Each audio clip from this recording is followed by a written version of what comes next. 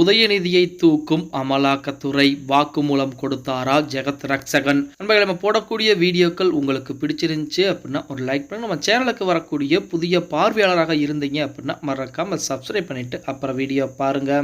ஆளும் திமுகவை பொறுத்த வரைக்கும் நமது அண்ணன் உதயநிதி அவர்கள் எவ்வளவு முக்கியமோ அதே போல ஜெகத் ரட்சகனும் முக்கியமான ஒரு நபர் அப்படின்னு கூட சொல்லலாம். அதாவது ஆளும் திமுகவில் மிகப்பெரிய ஒரு பணக்காரர் அப்படின்னா ஜெகத் ரட்சகன் தான் சொல்லணும். மூத்த அமைச்சர்கள் நிறைய பேர் இருக்கிறாங்க, மூத்த எம்பிக்களும் நிறைய பேர் இருக்கிறாங்க. அதிலே மூத்த எம்பியும் அதே போல பாத்தீங்க அப்படின்னா மிகப்பெரிய ஒரு தொழிலதிபருமா இருக்கக்கூடியவர் தான் ஜெகத் ரட்சகன் அவர்கள். அப்படிப்பட்ட ஜெகத் ரட்சகனுக்கு தான் அண்மையிலே 908 கோடி ரூபாய் அபராதம் என்பது விதிக்கப்பட்டிருந்தது அப்படிங்கிற தகவல் நம்ம அனைவருக்குமே. அதாவது 908 கோடி ரூபாய் எதற்காண்டி அபராதம் விதிக்கப்பட்டது அப்படின்னு பார்த்தோம்னா, அதாவது ஜெகத் ரட்சகன் சட்டவிரோத முறையிலே பாத்தீங்கன்னா வேற நாடுகளிலே வெளிநாடுகளிலே முதலீடு செய்து வைத்திருக்கிறார். அதிலுமே சிங்கப்பூர் ஆகட்டும், அதே போல இலங்கை ஆகட்டும், இந்த மாதிரி இடங்களிலே சட்டவிரோதமாக முதலீடுகளை செய்து வைத்திருக்கிறார். அவர் மட்டும் கிடையாது, அவருடைய குடும்பத்தில் இருக்கக்கூடிய நபர்கள் அனைவருமே முதலீடுகளை செஞ்சிருக்காங்க அப்படின்னு சொல்லித்தான் அண்மையிலே கண்டுபிடிக்கப்பட்ட சோதனைகள் என்பது நடத்தப்பட்டது. அந்த சோதனையிலே பார்த்தீங்கன்னா கிட்டத்தட்ட 89 கோடி ரூபாய் சொத்துக்களும் பறிமுதல் செய்யப்பட்டது அப்படிங்கிற தகவல் அமலாக்கத்துறையின் மூலம் கொடுக்கப்பட்டது.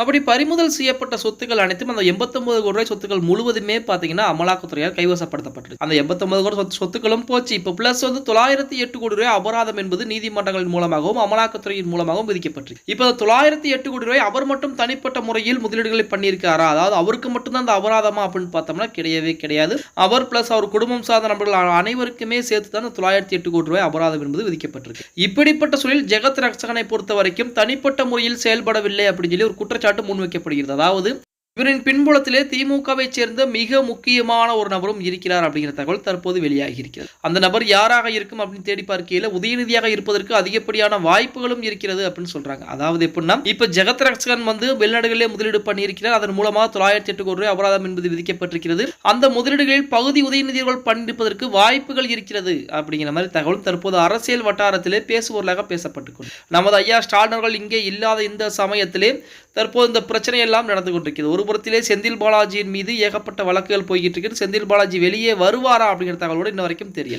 இன்னொரு புறத்திலே திமுகவில் மிக மிக ஒரு முக்கிய புள்ளியாக கருதப்படக்கூடிய ஜெகத் ரட்சகன் அவர்கள் பாத்தீங்க அப்படின்னா 908 கோடி ரூபாய் அபராதம் என்பது விதிக்கப்பட்டிருக்கிறது. அந்த 908 கோடி ரூபாய் அப்படிங்கிறது ஜெகத் ரட்சகன் அவர்களுக்கு மிகப்பெரிய பணம் என்பது சொல்ல முடியாது. ஏன்னா அவர்கிட்ட ஏகப்பட்ட பணங்கள் இருக்கிறது, சொத்துக்கள் இருக்கிறது. அப்படிங்கிற சூழலில் அவர் பின்புலத்திலே உதயநிதி அவர்கள் இருப்பாரா அப்படிங்கிற மாதிரி தகவலும் தற்போது அமலாக்கத்துறை பாத்தீங்கன்னா அடுத்த கட்ட விசாரணை தொடங்க இருக்கிறாங்க அப்படிங்கிற மாதிரி தகவல் தற்போது சமீப காலமாகவே அரசியல் வட்டாரத்துக்குள்ளே வட்டமடித்துக் கொண்டிருக்கின்றன அப்படின்னே கூட. ஓகே गाइस, வீடியோ பிடிச்சிருந்தா மறக்காம ஒரு லைக் பண்ணி விட்டுருங்க. அப்படியே இந்த வீடியோ ஃப்ரெண்ட்ஸ் அண்ட் ஃபேமிலிக்கும் ஒரு ஷேர் பண்ண மறந்துடாதீங்க.